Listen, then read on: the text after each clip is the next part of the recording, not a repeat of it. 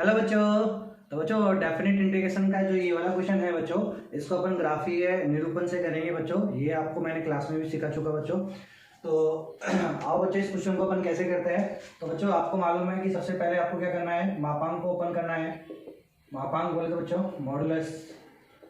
तो सबसे पहले आपका जो फर्स्ट टास्क है बच्चों वो क्या होता है, मॉडुलस को ओपन करना।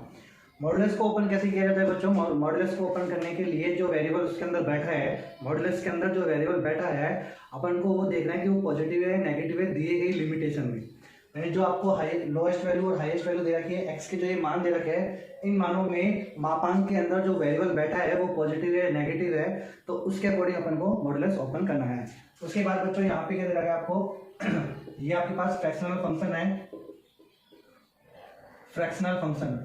तो बच्चों फ्रैक्शनल फंक्शन का आपको क्या आना चाहिए, ग्राफ आना चाहिए, तब जाके अपन बच्चों इस क्वेश्चन से डील कर सकते हैं। तो आइए बच्चों सबसे पहले मापांक को ओपन करते हैं। तो अपन को चेक करना पड़ेगा कि इसके अंदर ये जो पूरा बैठा है ये इस वेरिएबल में पॉजिटिव है या नेगेटिव है। तो बच्चों यदि आप गौर से देखोगे तो इस क्वेश्चन में ये क्या दिया हुआ है आपको, ये दिया हुआ है fractional of x minus one का होल स्क्वायर और ये मापांक इनटू ये क्या है डीएक्स, ये दिया हुआ है बच्चों। अब देखो बच्चों मॉडुलस के अंदर जो आपके पास ये वेरिएबल है इसमें इन रेस्पेक्ट ऑफ एक्स यानी एक्स के लिए कुछ भी हो ये स्क्वायर उसको क्या कर देगा, पॉजिटिव कर देगा। दैट्स व्हाई जो मापांक के अंदर जो वेरिएबल है वो कैसा बैठा है, पॉजिटिव है। तो variable in modulus is positive, ठीक है बच्चों। तो ये पॉजिटिव है तो अपन इसको कैसे लिख देंगे, -1 से लेके 1, तो पॉजिटिव है तो ये खुल के क्या जाएगा बच्चों, फ्रैक्शनल ऑफ x माइनस 1 का होल स्क्वायर इनटू dx। अब बच्चों अपन को इसका क्या करना है, इसका बच्चों अपन को इंटीग्रेशन करना है।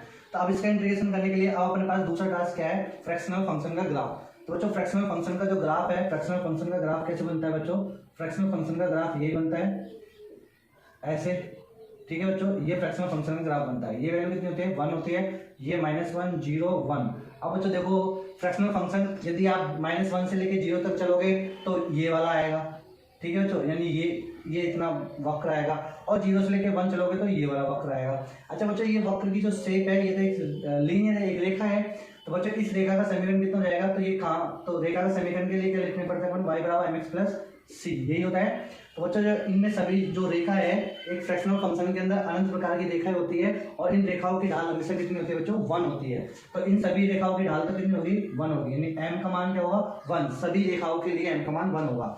फिर उसके बाद बच्चों अपन को क्या निकालना है, सी। तो अलग अलग रेखा के लिए अलग अलग सी होगा। सी क्या होता है, वाई एक्स को कहाँ पे कट कर रहा है। तो बच्चों ये वाई एक्स को ये कहाँ पे कट कर रहा है, 1 पे है, तो इसका मतलब इस रेखा का जो समीकरण होगा वो होगा x प्लस 1, m का मान 1 है और c का मान कितना है 1। और ऐसे बच्चों इस रेखा का जो मान होगा वो होगा x, c का मान कितना है 0। तो बच्चों इस प्रकार -1 से लेके 0 तक चलेंगे तो फ्रैक्शनल फंक्शन इस प्रकार ओपन होगा, और 0 से 1 में चलेंगे तो फ्रैक्शनल फंक्शन इस प्रकार ओपन होगा। तो आओ बच्चों इस क्वेश्चन को अपन डील करते हैं। तो टुकड़ों में कर लेते हैं, -1 से लेके 0, -1 से लेके 0 में ऐसा क्यों तोड़ा मैंने, क्योंकि -1 से 0 में ये इस प्रकार ओपन हो रहा है और 0 से 1 में ये इस प्रकार ओपन हो रहा है।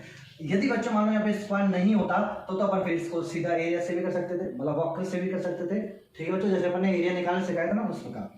तो बच्चों -1 से लेके 0 में फ्रैक्शनल फंक्शन जो होगा वो ओपन कैसे होगा, x प्लस 1। तो यहाँ पे आ जाएगा x प्लस 1 -1 का whole square into dx plus बच्चों 0 से लेके 1 में फ्रैक्शनल फंक्शन कैसे ओपन होगा, तो फ्रैक्शनल फंक्शन x की तरह काम करेगा, तो ये हो जाएगा x माइनस 1 का होल स्क्वायर इनटू dx। अब बच्चों ये तो बहुत सिंपल सा क्वेश्चन है आपके पास, ये कट गया तो x स्क्वायर हो गया।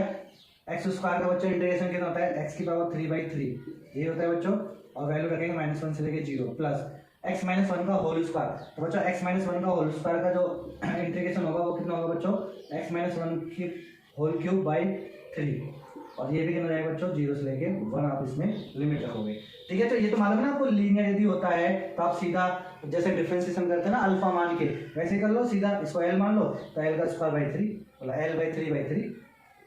अब बच्चों इसका आंसर निकालोगे तो सिंपल है, 0 रखेंगे तो ये पूरा 0 हो जाएगा, फिर 0 माइनस लोअर लिमिट -1 का क्यूब माइनस होता है तो -1/3, तो माइनस प्लस के 1/3, ये तो बच्चों ये आ गया आपके पास, ठीक है। फिर प्लस लगाएंगे, इसका करेंगे बच्चों 1 रखेंगे तो 0 जाएगा ये, फिर उसके बाद 0 रखेंगे तो -1 का क्यूब माइनस, तो ये जाएगा बच्चों क्या आपके पास 0 माइनस, और ये रखेंगे तो बच्चों कितना जाएगा माइनस प्लस के 1/3।